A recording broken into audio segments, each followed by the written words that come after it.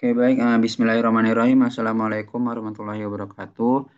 Perkenalkan, nama saya Muhammad Iban Aiman dari Prodi Statistika 2021. Nah, di sini saya akan menjelaskan dan mempraktikkan ya terkait dua materi yang akan kita bahas hari ini, yaitu yang pertama itu normalisasi data menggunakan BCNF, terus yang kedua itu denormalisasi. Nah, langsung aja ke yang pertama yaitu normalisasi data menggunakan BCNF. Izin share screen. Oke, baik. Di materi pertama kita normalisasi BCNF. Kita langsung aja ke contoh soal plus kalian ngejelasin ya. Oke, di sini terdapat sebuah tabel ya. Nah, sebuah tabel berada dalam BCNF jika semua determinannya adalah kunci kandidat. Nah, jika ada determinan yang bukan kunci kandidat, nah kita harus memecah tabel menjadi dua tabel atau lebih. Nah, contoh nih, misalkan pada tabel ini ditemukan gitu ya bahwa item number ini adalah penentu, tetapi bukan kunci kandidat. Nah, sedangkan di uji BCNF ini itu harus apa untuk menghasilkan itu gitu apa ini kan item number kan ini kan bukan kunci kandidat ya. Nah, sedangkan di BCNF itu harus kunci kandidat. Makanya itu kita pecah dulu menjadi dua tabel. Di kasus ini menjadi dua tabel agar item numbernya ini itu menjadi kunci kandidat gitu ya. Nah, lalu oke mungkin itu aja. Langsung kita langsung ke MySQL-nya. Kita buka dulu MySQL. Tes. Kita buka MySQL-nya.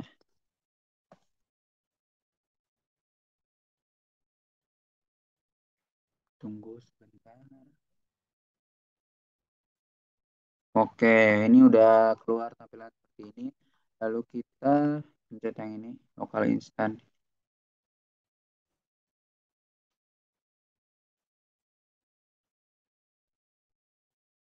Oke, sudah ada dan sudah apa? Sudah terlihat gitu ya halaman query-nya. Langsung aja kita lanjut codingannya. Itu yang pertama ya kita buat database dulu. Kita menggunakan database. Nama database-nya mungkin normalisasi BCNF. BCNF.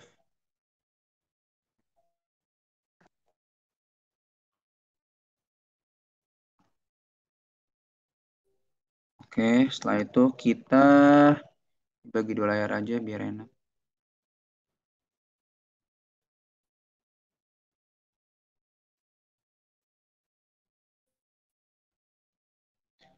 Lalu di sini kita ingin kan bisa kita lihat ini kan item numbernya kan bukan kunci kandidat. Nah, untuk menjadikan kunci kandidat kita harus memecah jadi dua tabel. Nah, jadi kita membuat tabel equipment item dulu, create table item kita singkat aja biar lebih mudah gitu ya. Sebentar, ini di use dulu, use normalisasi BCNF.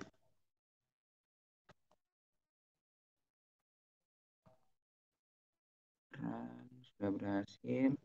Create table. Nah, di sini itu create table-nya itu ada item number. Item number ini kita kasih integer aja. Lalu equipment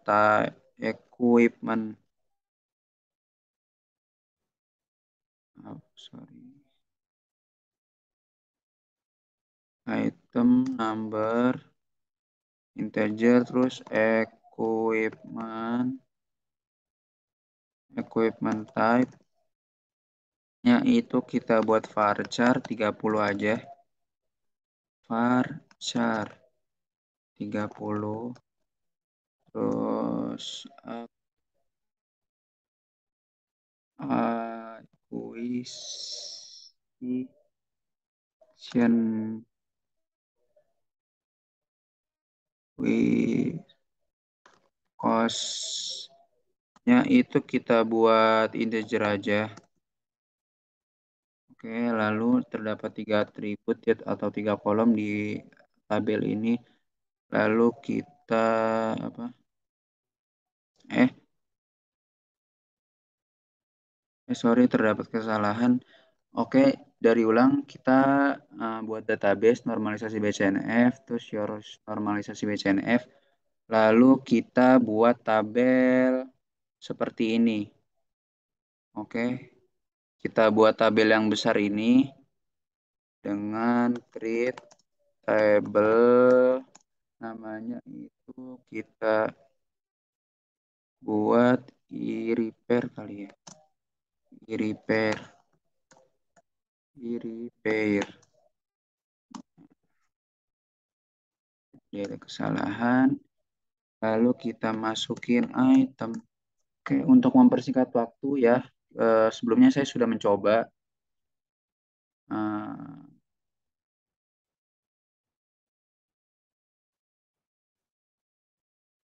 Sebelumnya saya sudah mencoba dan ini kita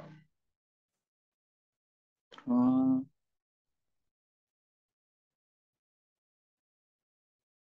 ke sini.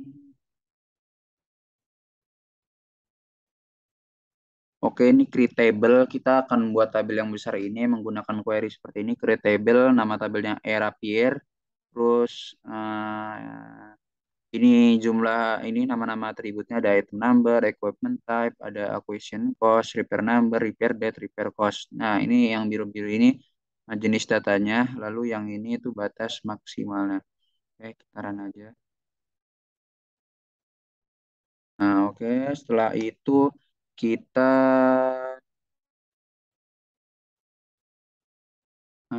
di sini kita ini apa kan? Kita select. Kita keluarin dulu. Kita mau lihat itunya tabelnya. Select from Rapier. Nah, nah, akan muncul tampilan. Oke, udah ada. Lalu kita masukin nilainya. Insert into Rapier. Values di sini. Oke, saya sudah mencobanya juga, langsung aja. Di sini.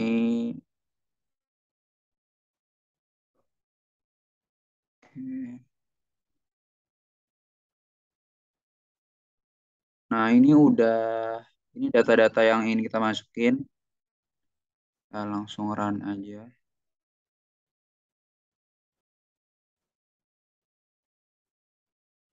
Sebentar.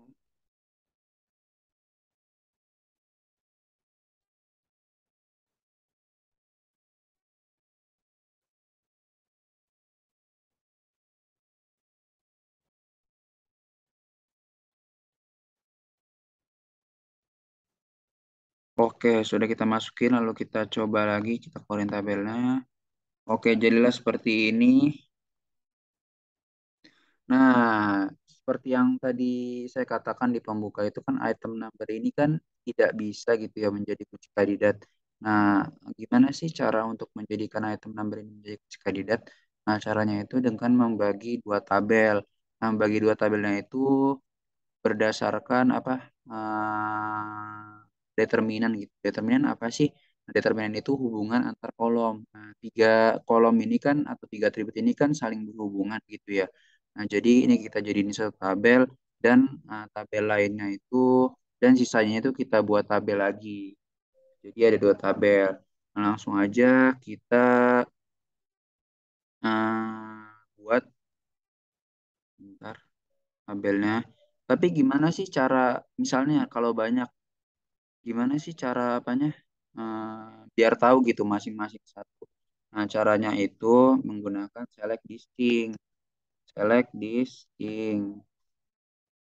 distinct yaitu item number,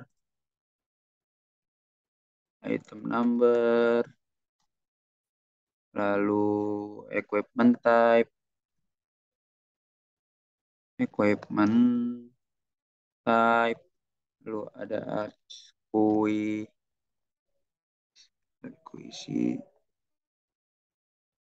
Yonkos, from, from dari tabel Rapier. Lalu kita coba run. Nah, ini kan udah masing-masing satu nih. Jadi kita membuat tabel menggunakan ini. Jadi kita create table nama tabelnya itu item kali ya. Item, create table item, namanya itu atributnya ada item number, nama jenis datanya itu ini apa integer, terus equipment type, jenisnya varchar, jenis data dengan maksimal 30 kita buat 30 aja. Terus Atskui Sitian kos dengan jenis data integer juga. Oke, percobaan bismillah.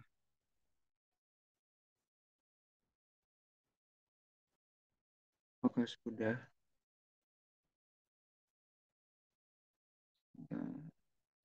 Oke, udah create table lalu kita lanjut ke masukin datanya. Masukin data menggunakan insert into nama tabelnya item values.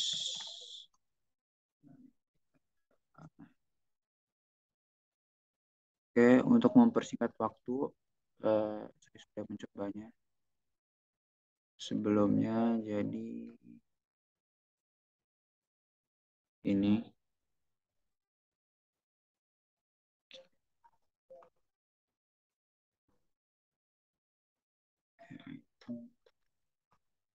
oke, kita masukin. Nah, ini tuh data-data yang udah kita ini distinct tadi. Oke, lanjut kita run aja. Oke. Nah, udah jika kita melihat select from AI.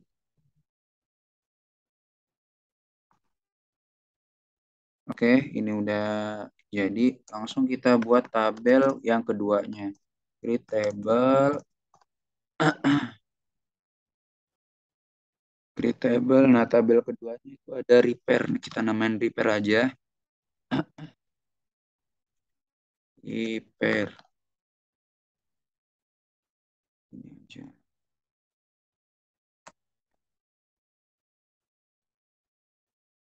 Nah, ini juga saya sudah mencobanya untuk mempercepat waktu kita.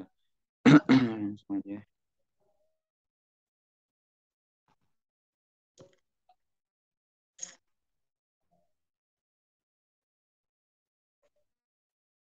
Oke, di sini kita membuat tabel repair. Yang tabel yang kedua yaitu atribut-atributnya repair number, repair date, repair cost. Dan yang biru-biru ini jenis datanya, lalu 30 ini kapasitasnya. Kita run aja. Oke, sudah. Lalu kita masukin datanya ke dalam tabel repair. Repair. Repair.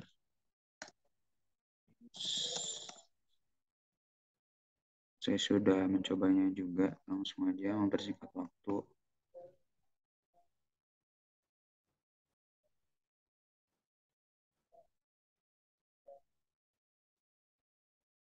Oke. Nah, di sini nilai-nilainya kita run. Oke, berhasil. Lalu kita lihat tabelnya. Select bintang from repair. Repair. Nah, lalu keluar. Nah, jadi bisa kita lihat di apa? Di item number. Nah, ini sudah sudah bisa menjadi apa kunci kandidat gitu ya. Maka dari itu kita dapat simpulkan bahwa kita berhasil gitu melakukan normalisasi BCNF. Oke, langsung aja kita lanjut ke materi yang kedua yaitu menggunakan apa? Materi kedua itu denormalisasi. Sebentar. Nah, di sini denormalisasi juga sudah di sini juga ada kasus tentang denormalisasi.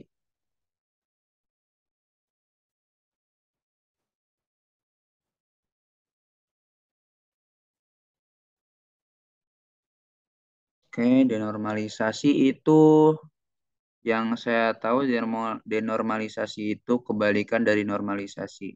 Nah, kalau normalisasi kan itu dari tabel besar ke tabel kecil gitu ya, apa? Dipisah-pisah gitu tabelnya. Nah, sedangkan kalau denormalisasi itu dari tabel kecil yang tabel banyak itu, misal ada 3 tabel, nah kita satuin menjadi satu. Nah, mungkin itu sebentar.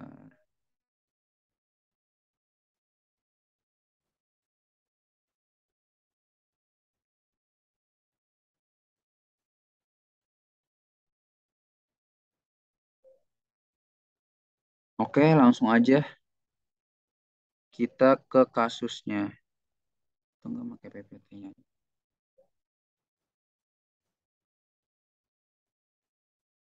Oke, denormalisasi. Oke, di sini terdapat kasus yaitu kita diberikan tabel 3 ini lalu kita disuruh untuk menjadikan satu tabel seperti ini. Oke, langsung aja kita buat di MySQL-nya. Di sini saya langsung aja file new query tab. Nah, lalu ada query baru, halaman query baru. Lanjut kita buat database dulu. Pertama database. Create database, kita denormalisasi. Nama tabelnya denormalisasi. Oke, saran. Oke, udah berhasil. Lalu kita use denormalisasi. Normalisasi. Saran juga udah berhasil. Lalu kita buat tabel. Create table.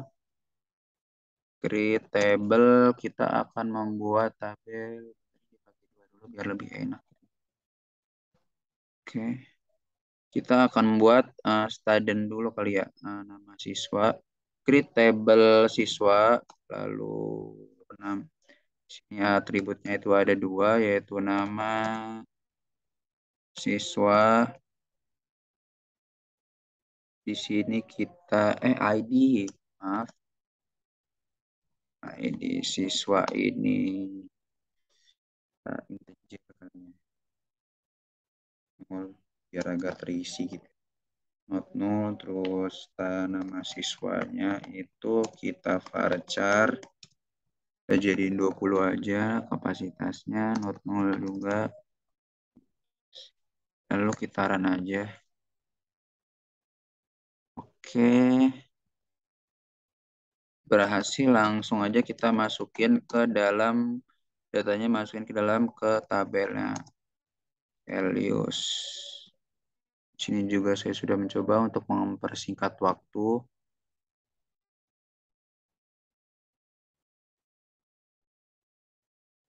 Oke,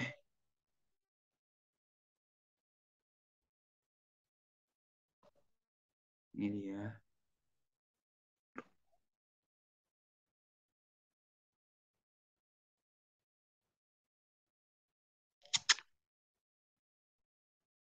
Oke, ini udah. Langsung aja kita run.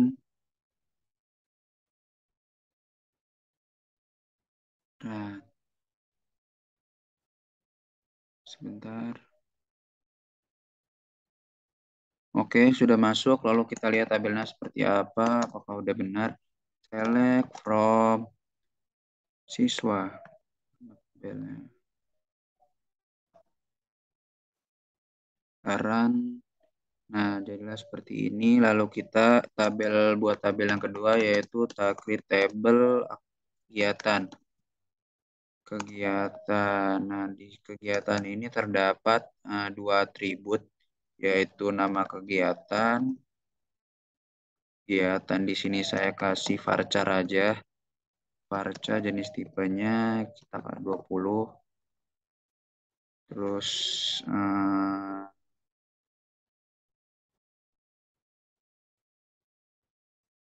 lalu harga kegiatan kita integer aja. Nah, kita desimal aja ya. Desimal sama integer. Boleh pakai integer juga boleh. Desimal. Nah, di sini 5,2. Nah, di 5,2 apa sih? Nah, 5 itu batas semuanya. Dan 2 ini itu yang di belakang koma, 0 di belakang koma. Oke, lanjut aja kita run. Oke, sudah. Lalu kita masukin datanya. Dan saya juga langsung aja untuk mempercepat waktu. Di sini. Nah, ini.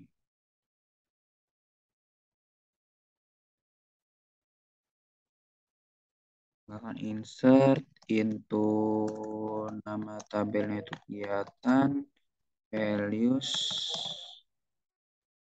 Oke. Nah, ini udah kita run. Kita lihat tabelnya seperti apa. Select bintang from kegiatan. Oke, sudah ini. Lalu kita lanjut ke tabel selanjutnya yaitu tabel pembayaran. Pembayaran. Nah, di sini create tabel pembayaran ini terdapat atribut. Sebentar.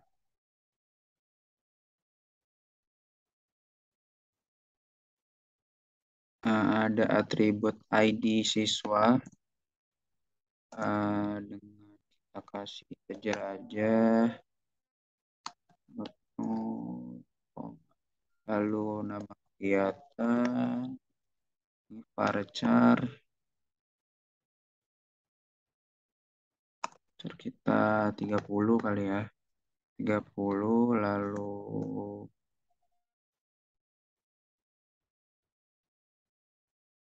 ada sudah pembayaran.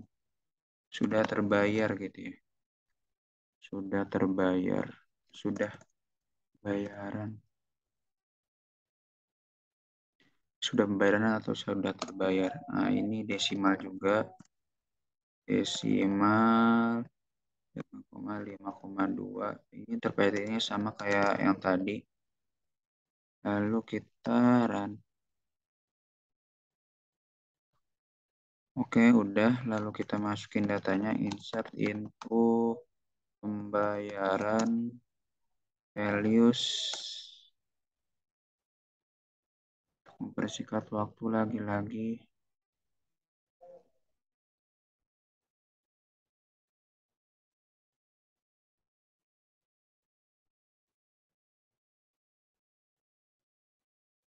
Oke, lalu kita.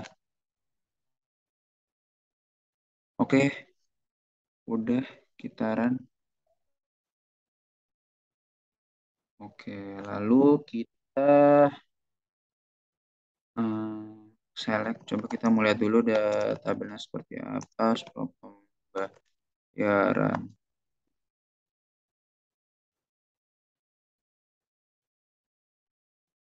Nah, seperti ini lalu kita apa? Lalu kita mulai gabungkan ke dalam menjadi tabel seperti ini dengan cara itu select, kita panggil datanya select.